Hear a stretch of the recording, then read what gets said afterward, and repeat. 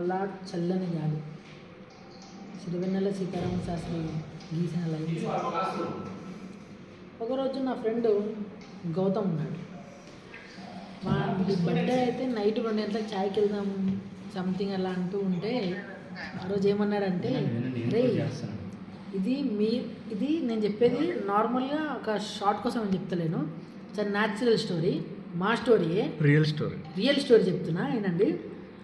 పలానా నైట్ 2 గంటలకు గౌతమ్ బర్త్డే అని మాకు గుర్తొచ్చింది. గౌతమ్ అంటే నా ఫ్రెండ్. అలాంటి తోడు ఛాయ్కి వెళ్దాం పదా అని తీసుకెళ్ళినాక ఏమైంది, మామయ్య ఛాయ్ దాపి నెక్స్ట్ ఏంటి మరి దావత్ ప్లాన్ చేద్దామని అంటే, అంతకన్నా ముందు పవన్ బర్త్డే అయింది. వాడేమన్నాడు, అరే పవన్ నువ్వంటే ఇంటికాడ తీసుకెళ్ళి దావత్ ఇచ్చినావు కదా, నీకు చాలా కాస్ట్ తక్కువైంది, ఇక్కడంటే నాకు చాలా ఎక్కువ అయింది అంటే, సరే పదా వెళ్దామని అన్నాను. వాడిని ఎవరు భద్రాచలం 350 కిలోమీటర్లు భద్రాచలం పాల్వంచ.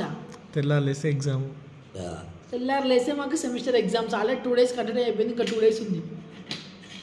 ఈ నుంచి ఇజ్జత్కే సవాలని స్టార్ట్ అయ్యి భద్రాచలం పోయినాం.